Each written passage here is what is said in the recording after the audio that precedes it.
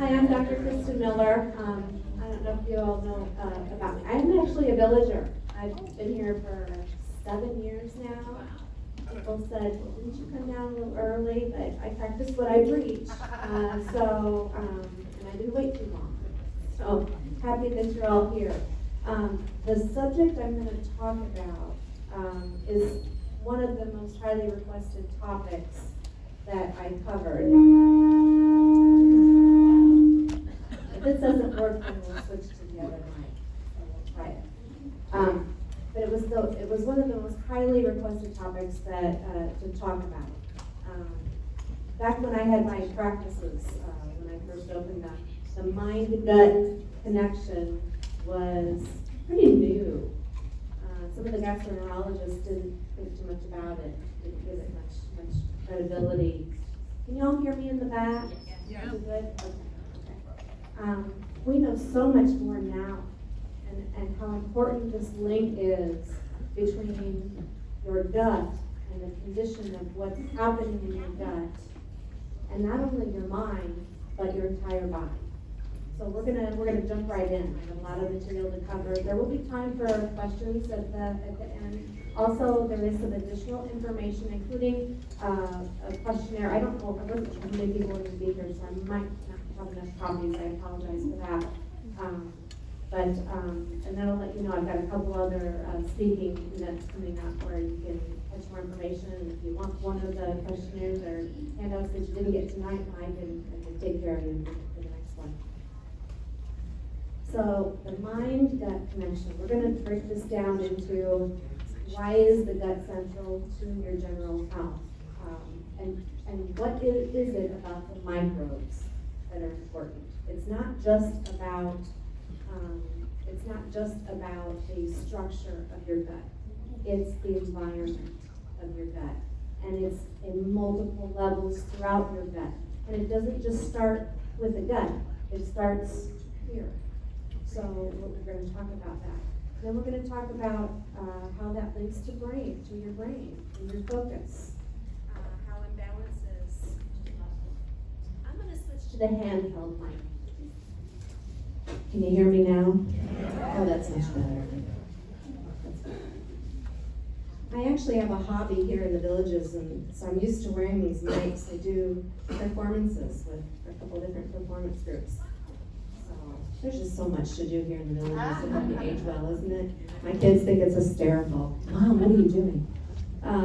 So we're going to talk about how to think about your own health, and do you have any of the risk factors that I'm going to talk about that are pointing toward either dysbiosis in the gut or something in the cascade of events that occur with nutrients and lack thereof. So we'll talk about that.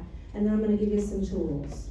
It's fine and dandy to talk about a subject, and we really want to learn as much as we can, and we want good information. I'm going to give you good information here this evening. But then we want to know, well, what do I do with it? How do I incorporate that into a good plan for myself so that I have some control over my longevity? So we're going to cover that. So it all comes down to the cells, cellular health.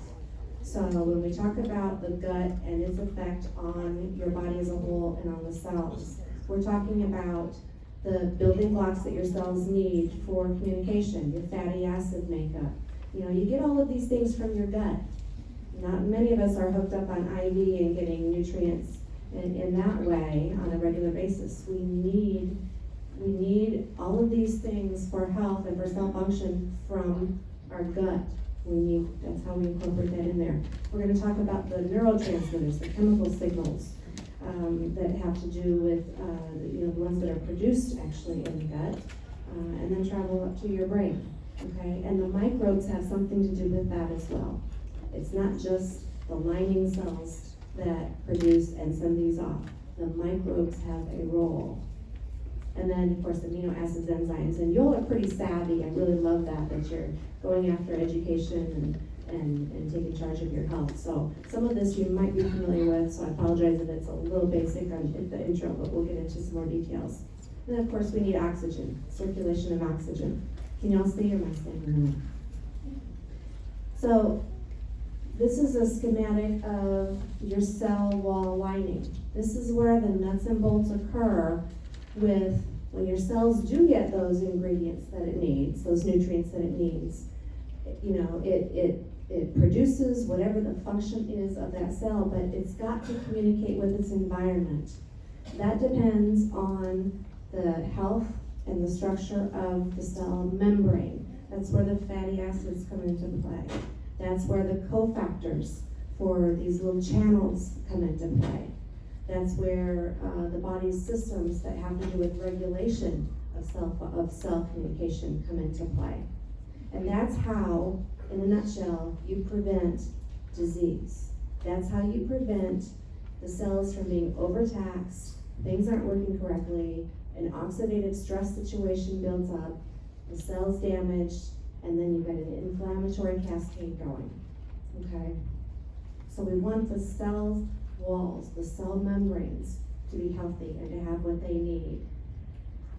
So they do, they require these nutrients. We get some of these nutrients from the gut microbes, okay? And that was not the mantra 15 years ago, it was not the mantra. Okay, so we absorb ideally in a situation where the gut is healthy, we absorb, and the circulation delivers those nutrients, and there you go, and the cells support it. So we want the healthy cells, because if they're not, then that cell communication does not occur, and again, we can have toxins build up, or the cells just cannot perform the function that they are meant to do. If a cell or an environment of cells is having difficulty with their function and not having communication with one another. And that's really important. It's especially important for cancer surveillance, because we make cancer cells every day, all the time. Your cells have to be able to communicate and sense that environment. And then there are mechanisms in place for them to destroy those cells, so they don't take hold and build a protective barrier around, and then you've got the out of control growth. So it all comes down to what we need to do for the cells. So the gut is key, again, and digestion, it starts with the mouth, starts with the enzymes in the mouth and on down. There's a network of nerves along the gut too, very, very important, and it can actually function independent from the brain, which is, that's why we call it the gut brain, the number 2 brain in your body. But then also immune regulation is another key that the gut functions with the neurotransmitters, the hormones that it produces, and detox. The square footage of most adult guts, and we're talking from in the oral mucosa all the way down, is about the size of half of a pickleball court when it's laid out. It's a lot of surface area. There's a lot going on in there. And really, that's your interface between the external environment and the internal environment. Okay, so it's key for the immune system as well. So we want to get those nutrients, and then we also, what's key in the process is having a balance in the microbiome, the microbes. And I'll talk more about that here in just a bit. Because the body is made up it's not just cell, tissue, organ, system as a whole. That's what they taught when I was in medical school. But that's the way it was. And it was, there were some subcellular processes, but that's pretty much, in terms of your health, what you need to be concerned about. But now we know that the microbiome is absolutely essential as part of that. And it's from the start. It's from the start of development, once a child is born, all the way through their lifetime. Okay? That microbiome can change. Many, many factors we'll talk about. And those are the things that when we talk about those factors, I want you to think about that. I want you to think about what your history is, what you've been exposed to, what your choices are, and how you're feeling, and put it all together. And that way, you're going to get some tools in the armament for how to, moving forward, get that balance under a healthier state. So what is this microbiome? Have you all heard that term before? I know you're reading a book that has to do with that, which is great. But the microbiome, essentially, it's a cluster and a grouping of microbes that work together, and they serve a purpose. And in the body, it's called what we call a symbiotic relationship. So the microbes do better, the healthy ones do better living with us and providing that function in our gut. Our gut gives them, good things to grow and proliferate and be healthy, and then vice versa. The microbes make us healthier for having done that. So both are in a better situation than either standing alone. So that's what we refer to when we talk about the biome, the microbiome. So there's anywhere from 300 to 3,000 different species. There's genus and species of these microbes that are in your body. About 10 times the number of our human cells. So we're full of bugs. Okay, when you think about it. But these are important. Again, they're important for our immune function. They're important for your cellular function. And of the number of genes that have been coded, there's about 200 times more genes that are coded for in the microbes in your body than what your own DNA is coded for. So there's a lot of interaction. There's a lot of interaction going on here. Again, it all helps us. It's in a helpful situation for us when there's balance. This is a very busy slide, and I don't know if you can, oh yeah, it works, okay. So we're talking about the total count of these microorganisms here from the mouth, stomach. The jejunum and ileum are part of the small intestine where the majority of the absorption of nutrients occurs. So look at the number of different colony names that you see over on the left. And then look at the probiotic choices that you see. If you've been hearing probiotics are good and you look, and maybe they'll have one name and 50 billion or 20 billion colonies. So I'm gonna really talk about probiotics and cover that as well. But this variety is important. This variety is very, very important for the function of your gut. And it protects us against pathogens. I liked this little cartoon.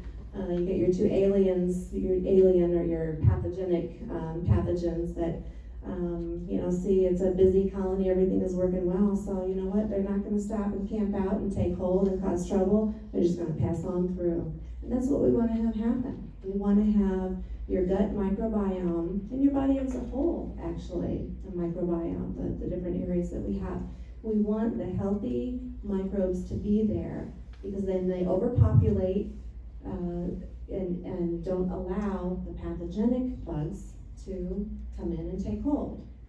Now, there are things that come in and change the process. How many of y'all have been on an antibiotic at one point in your life? Yeah, most people have.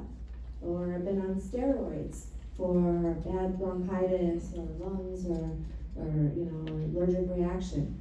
That changes your microbiome in less than 3 hours.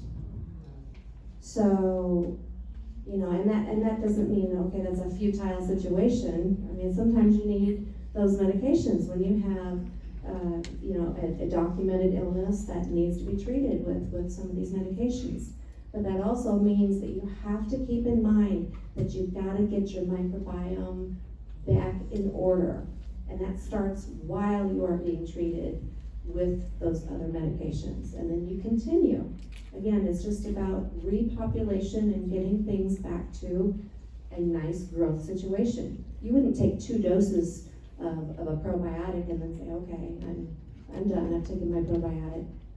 That's not enough time for things to set up camp and get headed in the right direction, because you want them to overpopulate that. Okay? And all of that supports a healthy gut lining. The healthy microbes give off something called N-butyrate. They're the only way that our gut lining gets this substance. And that is responsible for keeping the gut lining healthy, having a good interface where we can absorb. Okay, very, very important. That's where hormones are produced within that layer. A lot of the function of our gut is dependent on that. So we need healthy microbes. They have to be there in order for us to have a healthy gut lining. And again, like I just said, our gut colonies can change. They can change slowly over time, or they can change very rapidly, like with medications. But a lot of us have a smoldering, we get inflamed from time to time, whether it's arthritis or gum disease is big. That has an effect on the microbiome. Your lifestyle changes. Every time you turn around, there's a holiday where there's sugar, right? All the time.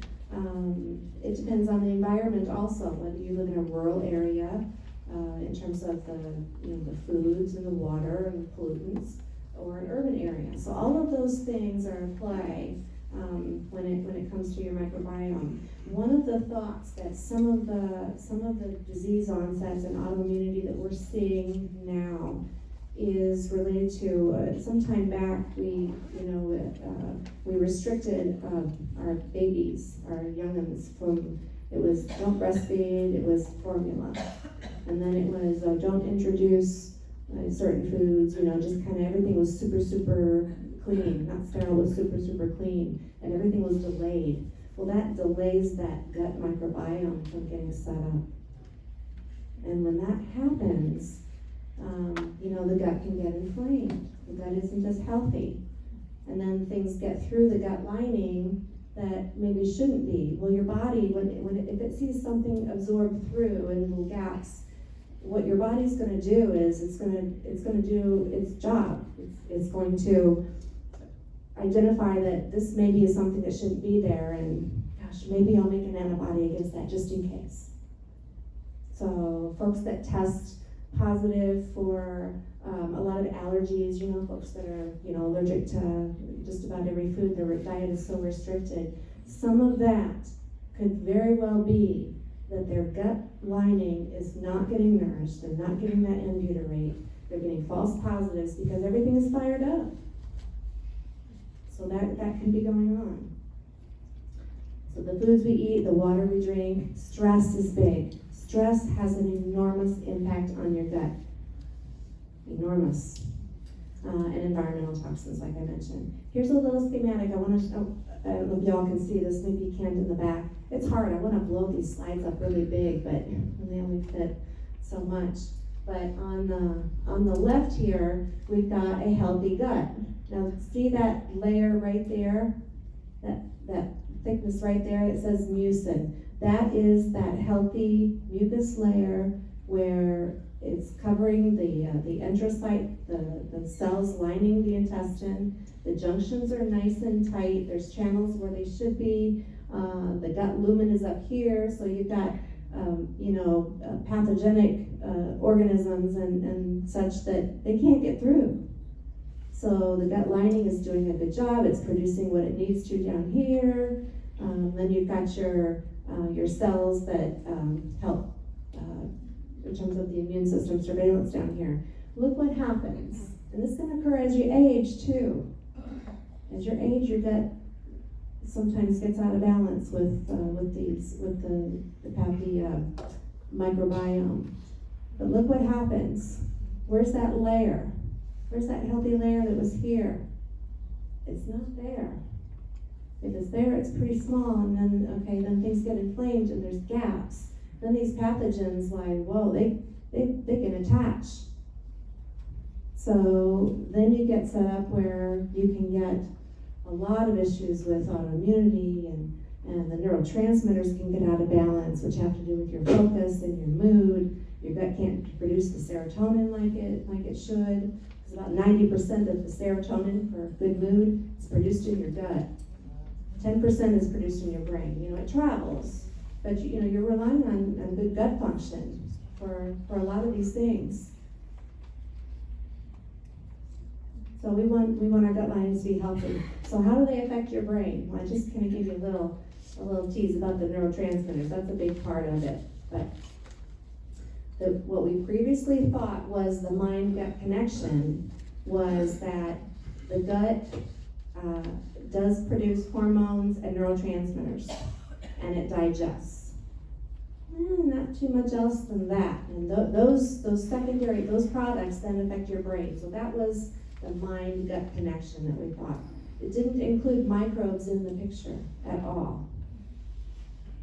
Now we know, in the 21st century, that it's very dynamic.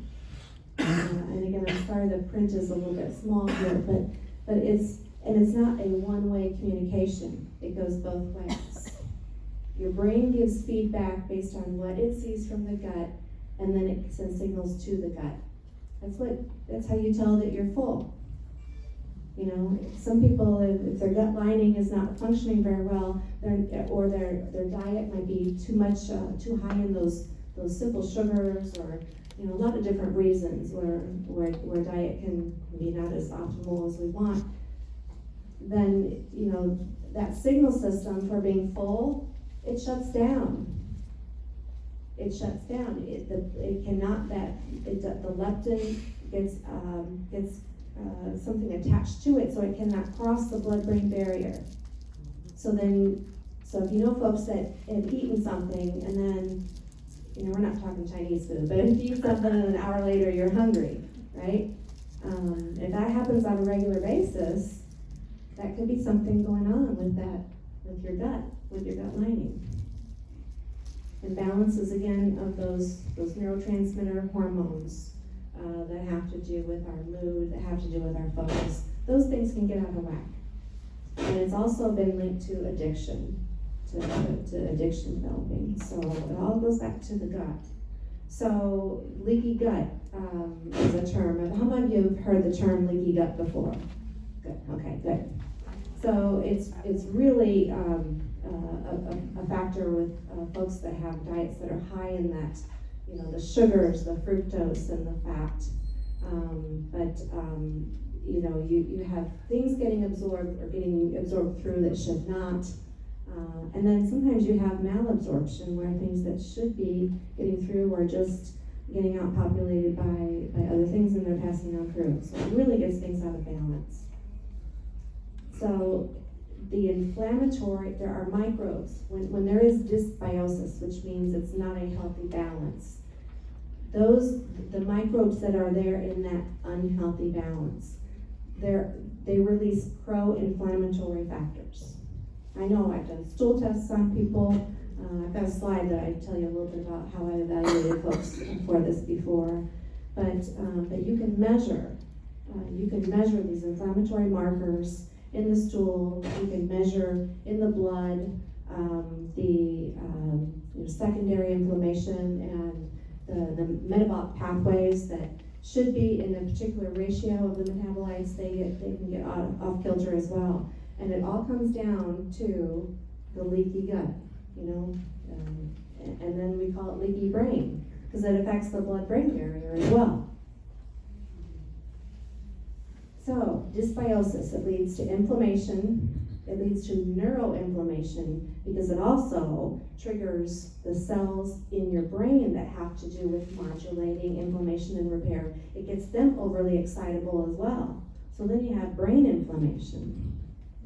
And then there's a new term that they're using to refer to this process where it's not always linked to dysbiosis being the cause, but this description of inflammation increasing as we age. They're calling it inflammaging now. So that's a new term. But it all comes down to you get chronic inflammation that develops in many areas of the body, and it's an insult to your body. Your body has to fight. There's always a fight. You can't lose weight well when there is a battle going on. You can't function optimally when there's an internal fire going on. Damage occurs, and then disease develops. So all of this that we're talking about with the gut and healthy brains as well, it has to do in a big way with prevention and reversal of disease.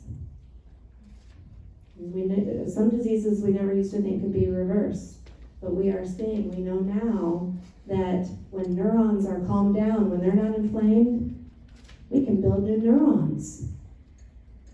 That was not known before. It was not, when I was in medical school, it was you're born with the number of neurons that you have and that's it. So now we know there's much more that you can do to change your course of your healthy life.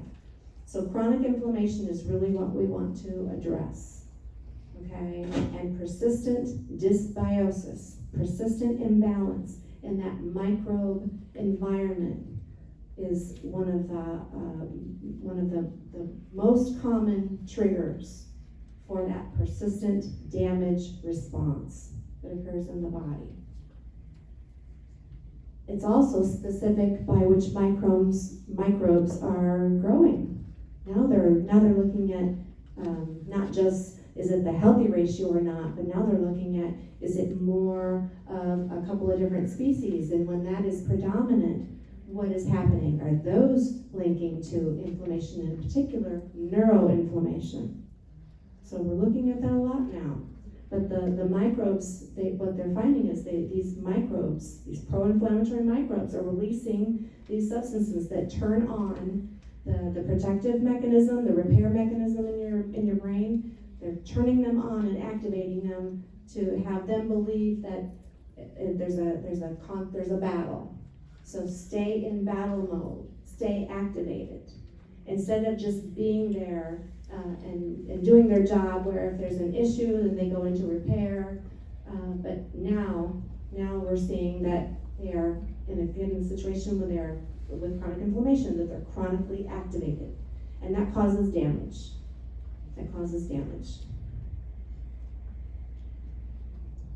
Again, it causes this neuroinflammatory state.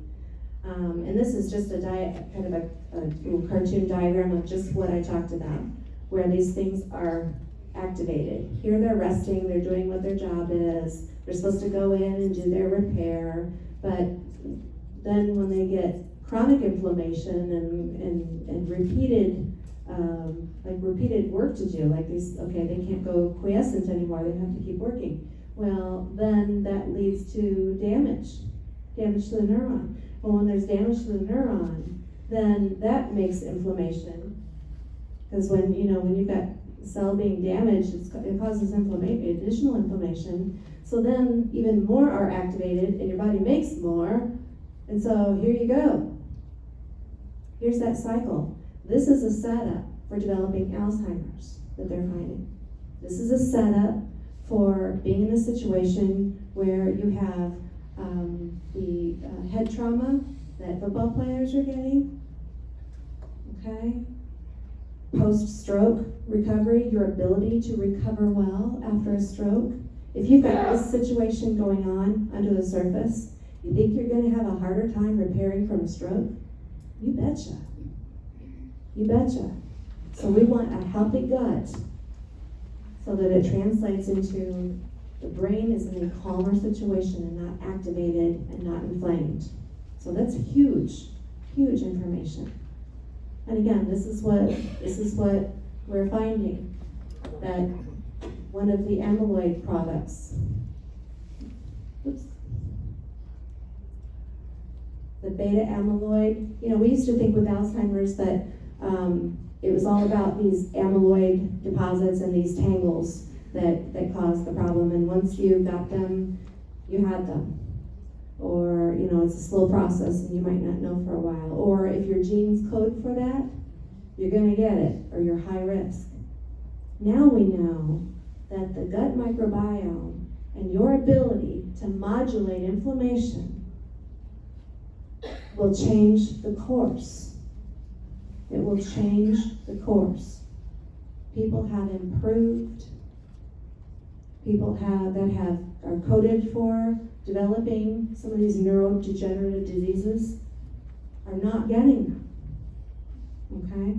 It is super, super important. That's the take-home point I want you all to have, is that you keep inflammation at bay and you keep your gut in good balance, and you are well on your way to improving your body's ability to repair and to keep into balance. So now they're shifting treatment in some centers for Alzheimer's in particular. But this also applies to Parkinson's. This also applies to the inflammatory degenerative processes that can occur in the brain. Now they're looking at the gut biome. They're actually testing and treating. They're looking at oral hygiene so that you don't have inflammation. It used to be only for heart disease that we were excited about. We don't want gum disease because it can lead to heart disease. Well, it can lead to brain inflammation as well. And if your heart can be inflamed, if your brain can be inflamed, how many other parts of your body, down to a cellular level, can be inflamed? Okay? We want to keep inflammation at bay. They treat with adaptogenic herbs now. I'm going to list some a little bit further along the way. And certain nutrients. And they're having success. So this is exciting stuff.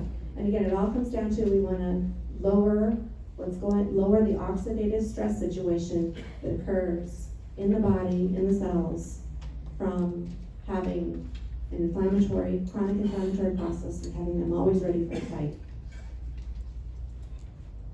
One other subject I want to touch on is a system that we really didn't know anything about either when I was in medical school. My youngest son is in medical school now, so we have some good conversations. He's in his third year, he's got one more year left.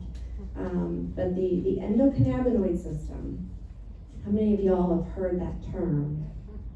Okay, and it's not just about, endocannabinoid, that's medical marijuana. That's not what we're talking about. The endocannabinoid system it's always been there. It's just been identified within the last 20 years. But it's a regulatory system, a regulatory mechanism in your body. It can help identify. Well, I'll give you an analogy. It's like you're in a big factory, right? And you are the foreman in a factory. So it's your job to make sure that what's going on over here is appropriate and functioning well, and here and here and here. And if something is not going well, you're going to troubleshoot. You're going to intervene, right? Because you don't want things to entirely fall apart or have something just not work. Well, the endocannabinoid system functions in that way in your body. And you make your own type of cannabinoids, so you can think about it as your own CBD, if you will. But your cell linings, your cell walls produce it. So it's always been there. We produce it. We only produce it when it's needed, and then it's degraded right away. But it is one of the most potent modulators for identifying inflammation, for identifying when there's a problem with cell signaling. So it's protective for us. Well, if our guts aren't healthy, if we're not absorbing the nutrients that we are taking in, which help our body be able to build and make those cannabinoids, guess what? You're deficient. So then you've got another mechanism that's not working as well as it should to help protect you, to help repair you, to help keep things into balance. So we really want to look at all tools in our armament. So how do we evaluate for gut dysbiosis?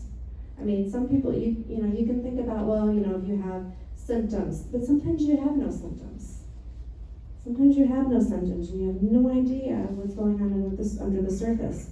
You might just be tired or, a little foggy, or maybe you're doing okay until a point where you're thinking, I'm not doing okay.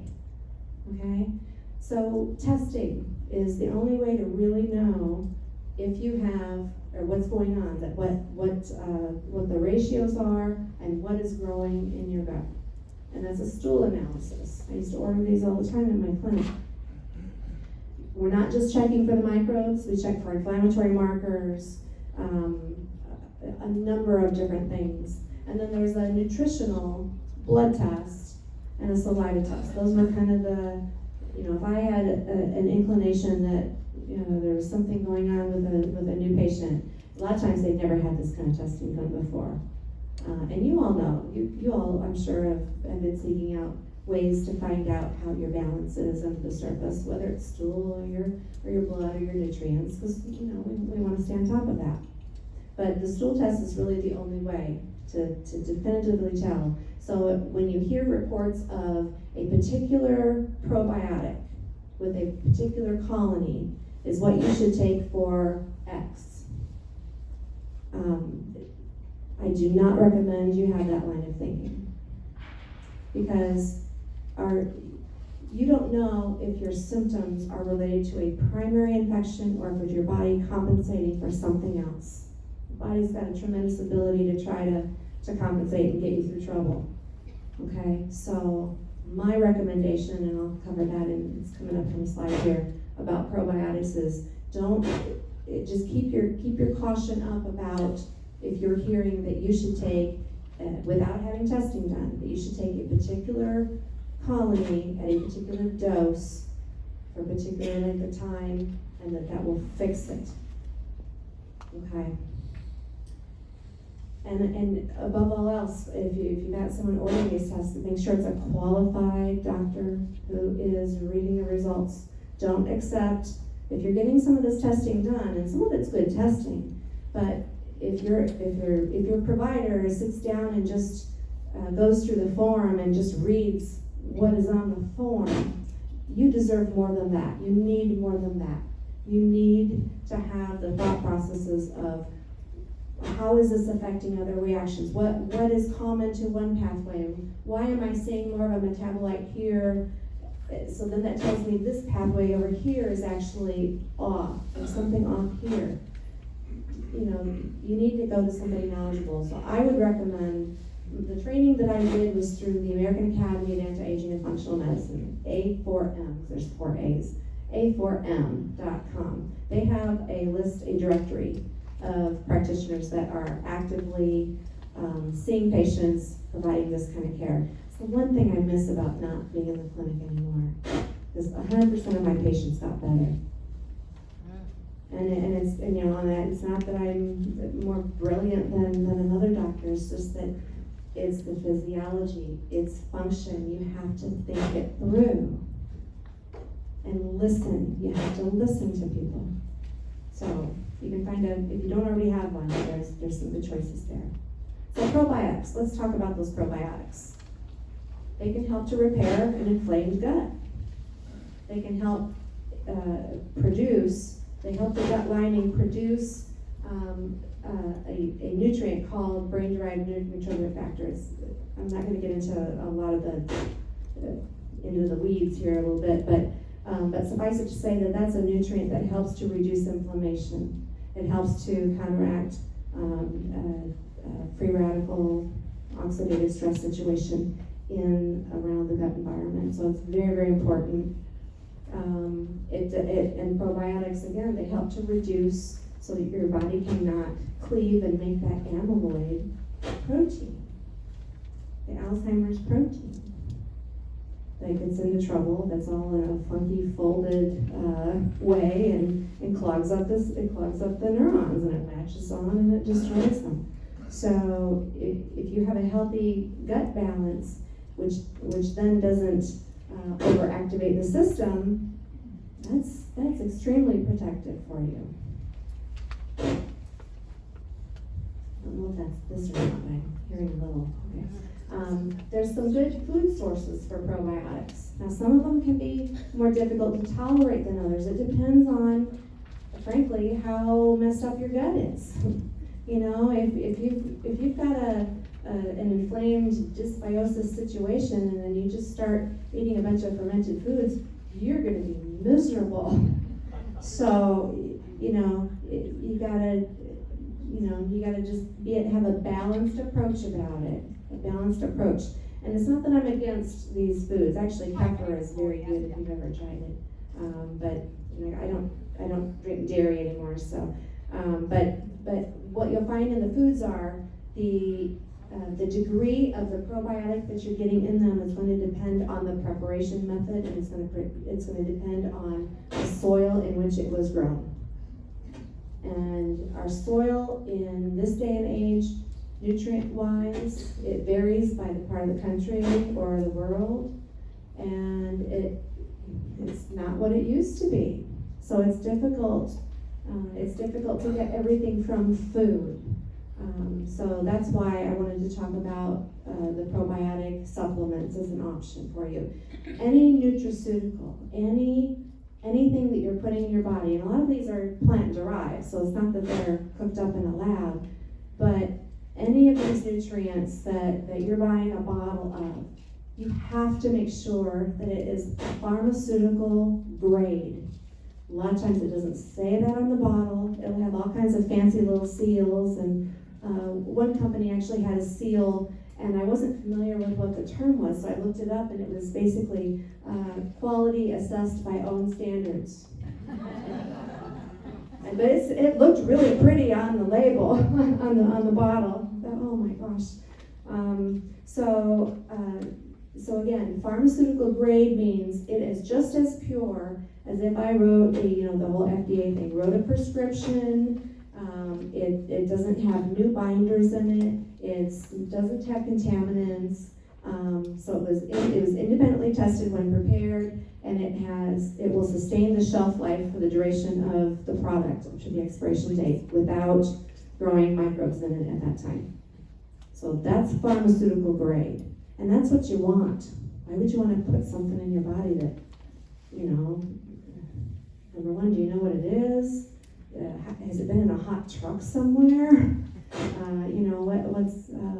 What's its history? If anything unknown, in my opinion, I'm always safe. I play it safe with people. I play it safe with myself, with my family. Medical grade is very common. Medical grade is what most things are that are out there. Now, there are some websites that will say pharmaceutical grade. Or if you're interested in a product and you look, call the number, contact the company. That company should be able to give you an answer very simply. Yes, it was from a pharmaceutical grade facility. It's pharmaceutical grade. If you hear anything else, it's pure. You get all kinds of runaround about it. Then don't buy it. I wouldn't, because they've done testing, and there's all kinds of contaminated stuff out there. Medical grade just means that it is considered safe for consumption. It was intended for a purpose, but it's got nothing to do with purity. Okay? And some of these, they'll say third-party tested. That doesn't mean it's pharmaceutical grade. Third-party tested could mean it's their side company that does the testing, and they've given it some fancy seal to make it look legit. So you just have to be very careful out there. So pharmaceutical grade is super important for you. And then these labels, the probiotic labels, oh my. So we're gonna do a little interactive thing here. So here's a probiotic label, and it's got 50 billion colonies. Wow, it's got quite a few listed there, right? What are the words you see most often? Bifido and lacto, beginning with them, right? There's a lot more lacto than bifido, right? Okay. What else does it say? Take one daily with a meal. Huh. And it's got a little fructosaccharide in it as a prebiotic, so they can say that it's a pre and probiotic. So, I would say that, number one, I would like to know what the colony counts are in here. Not at all of them will, though. A lot of them it's proprietary, and they won't tell you how many colonies of each are in it. But at least you want to pay attention to, if it's all lacto, or maybe one bifido, how it starts in them. That's not a very well balanced one. Remember that slide I showed you with the number of microbes, the names that are in your gut? Okay. It's going to be almost next to impossible to find a probiotic that's got the perfect listing of all of those things. But what you don't want is, you don't want to be taking a product repeatedly over and over and over again that is so dominant in one genus type, like the all lacto, because that's not a good situation. That's not a healthy balance for your gut either. And there have even been some cases, especially with all lacto, where it can affect your blood chemistries, and people have had lactic acidosis from it. So you want to look for balance there. And it says take it with a meal. What do you think about that? With a probiotic, just think about it. When you take a probiotic with a meal, you got those gastric acids that are, your saliva's worked, your gastric acids are working, everything's churning. How many of those colonies do you think are going to survive to get to where you want them to take hold? Not very many. At least it'll be working against them. So you always want to take a probiotic on an empty stomach. Okay? So bedtime or first thing in the morning, at least give yourself an hour or so having taken it before you have a meal.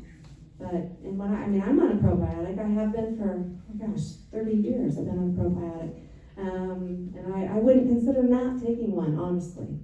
I just don't think with the food we have and our food supply that we're getting enough of our good nutrients to be able to support the colonies that I want to support. So I just put it beside the bed, and I have a little early alarm that goes off. And when that alarm goes off, I just reach over and I take that, and I just go back to sleep for a little bit, and then it's done. You don't have to think about it.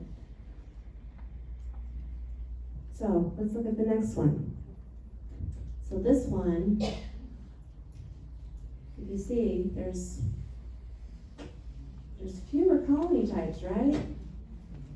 3 lactose and 2 bifidose. It does list the colony, the number of colonies per type, so I like that about it. But, in my opinion, this is something like what you would get with yogurt. With some of your foods that say that they're fortified in active culture. That's basically what you're getting with a lot of that. So not my favorite there either. Let's look at this last one. I don't know if y'all can see it. There are a lot of things listed here. Boy, look at that. There's a Saccharomyces, okay, so there's a few other things too. There's a Streptococcus, that's good. So there's a lot of variety here. 30, now it's proprietary, so they're not going to tell you their secrets. They're not going to tell you how many of each. 30 billion colonies. Okay, so not too bad. That one's pretty good. That one shows a lot of them are on the list for what an optimally healthy human gut has. So my point is, read labels but bear in mind too that you are eating, try to eat a healthy diet. You're taking in nutrients. That all helps to support a healthy balance too. So it's not that you should totally avoid, any of these others that. My point is, just don't take something that is so stacked one direction, all lacto, and maybe they throw a bifido in there, okay? Because I think then if you're taking that on a regular basis, that's what your gut colonies are going to end up being. You're going to be lacking in some of the others. So read the fine print. It's not just about, on the front label, 50 billion colonies, and it's just so hard with labels. Now on the front they can make something look really great, and you look at the back, of course you gotta get your super strength cheaters out to read them, right? To see what they are. But you're looking for diversity in the strains. You're looking for, a reputable brand. One thing I would caution you with is that a high price or one that has to be in the refrigerator doesn't necessarily mean it's a better product. Okay? You just have to look at all those factors that I talked about and make the choice for yourself. But caution, do not take any that say strictly the lactobacillus only. I don't think that's healthy. So prebiotics. Prebiotics are how we feed the microbes. Okay? Microbes gotta eat.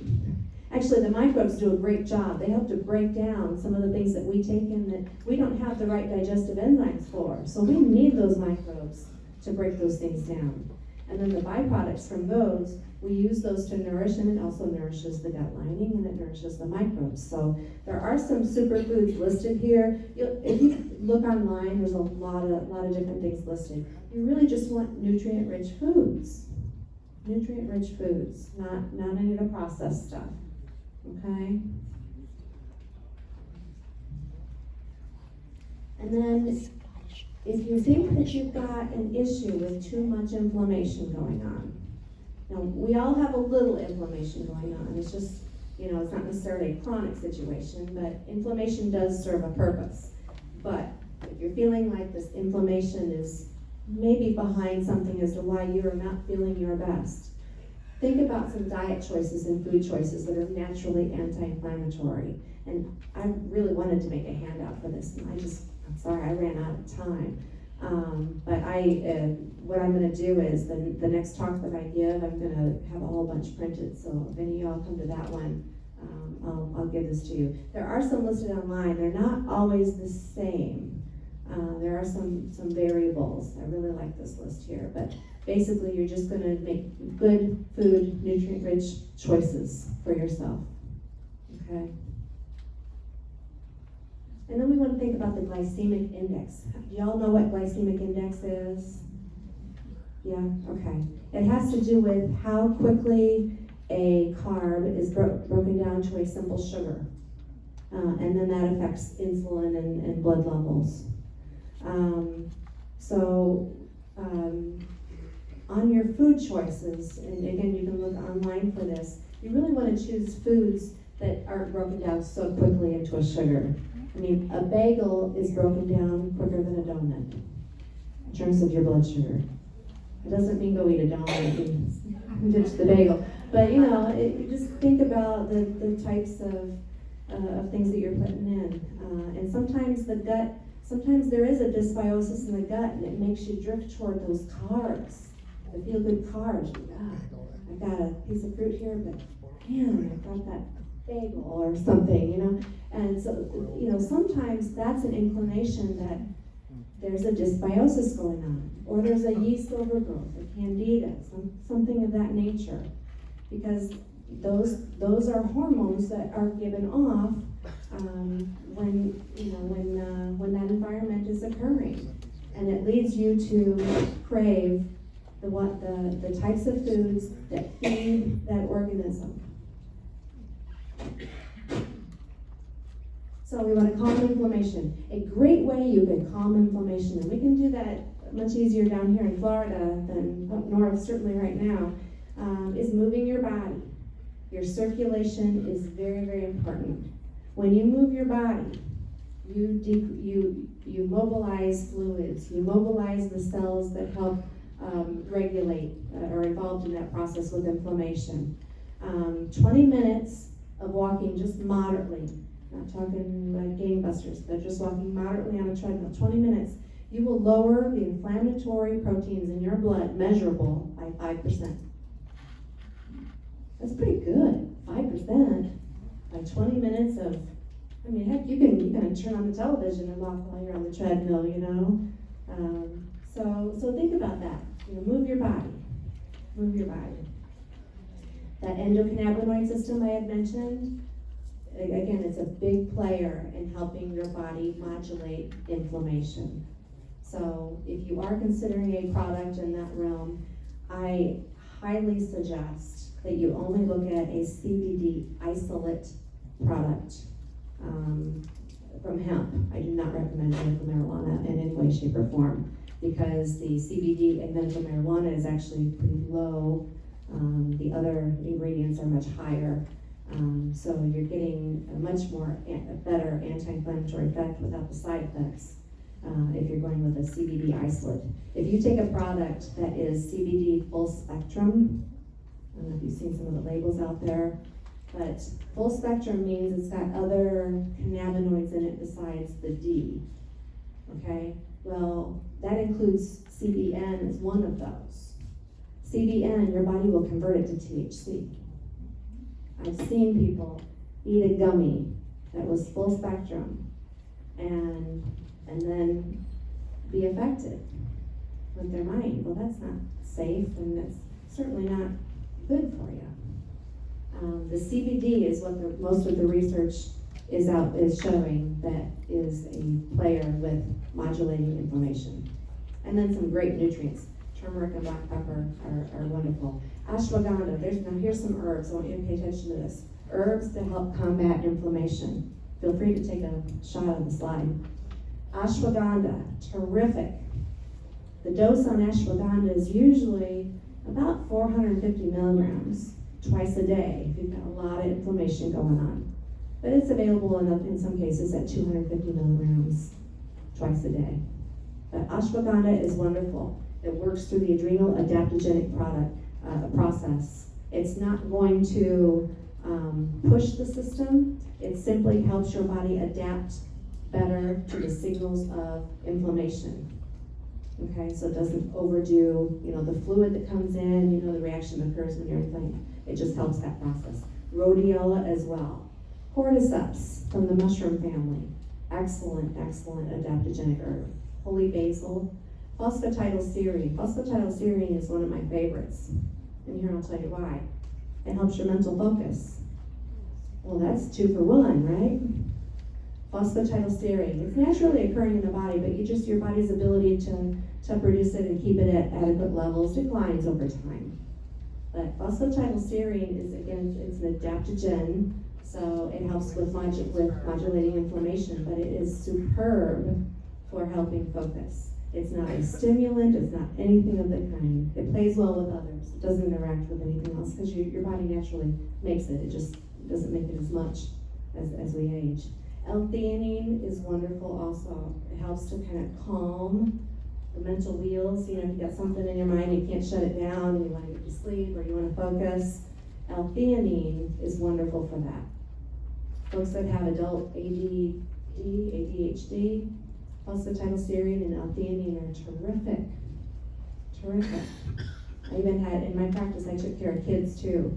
So I would develop a nutrition regimen with smoothies and incorporate some of these things in it. And I had kiddos that went from struggling, and the teacher was begging them to put them on Adderall, to 2 months later they're almost getting straight A's. Ability to focus. This stuff matters. This matters. Quercetin, omega-3, and in particular DHA type of omega-3. Y'all are familiar with fish oils. I am more a fan of the triglyceride type of fish oil. It's the naturally occurring in nature. When they make fish oil, they have to heat it up so that it doesn't go rancid. That changes it to the ethyl ester form. They actually have to add something back in it to make it back to the original form. That's why a triglyceride type is a triglyceride type. Sometimes it's more expensive because it's an extra step in the lab, but it's readily absorbable. It's the type that we were all kind of intended to consume. And I just don't like the ethyl ester. It can be pro-inflammatory in some folks. And that's what we don't want. We don't want inflammation. So DHA is the type of fat that your brain tissue has predominantly. So you want to help your brain, healthy eye, your retina, DHA fish oil, naturally anti-inflammatory as well. CoQ10, 5-HTP, that's also something in the pathway for serotonin. Okay, so sometimes when your gut is not in good balance, you're not building that serotonin like we talked about, 5-HTP can be helpful, and so is Siberian ginseng. But the last two, if a person is on medications for depression, some of the SSRI medications, well, too high doses of those medications can cause you to have too much serotonin hanging around, because it just makes it hang around longer.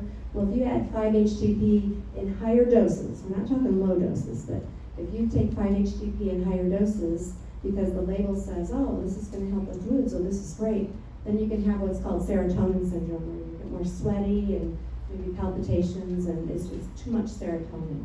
And you would know it if you feel it. It's the man's equivalent of having a hot flash, what a woman would have if that happens. So you just want to use caution with that. So other antioxidants. Now we're talking about the oxidative stress situation in the cells. Again, is part of that what happens with inflammation and damage. So tart cherry, blueberry, you all probably know a lot of these here. But good berry antioxidants, the healthy fats, avocado, high oleic sunflower oil. Now normally that has some omega-6 in it, so we don't want to take too much of it. But when you team that up in the right combinations with what you are consuming, it's very healthy for your cell lines. So that can be an excellent choice, and it doesn't have any of the tastes like olive oil has, so you can bake with it and do whatever you want with it. So anyway, those are the things that you want to look for. One, I'd like you to pay attention to this slide here too. Turmeric is wonderful. Anti-cancer, anti-inflammatory. We all know the benefits of the curcumin that's in turmeric. Turmeric is very difficult to absorb. It's just not very bioavailable to our cells. But if you team it up with black pepper, the absorption goes up 2,000%. So, if any of you all take curcumin or turmeric, take black pepper. There are some supplement companies that will put it together in one supplement. But I encourage you to do that. Again, I'd already talked about the DHA being important for your brain, the fish oil. Now, EPA is good for your musculoskeletal system. Okay, so if you want a fish oil that's good, naturally anti-inflammatory, and just good for your cells overall, most of them you'll see are EPA and DHA.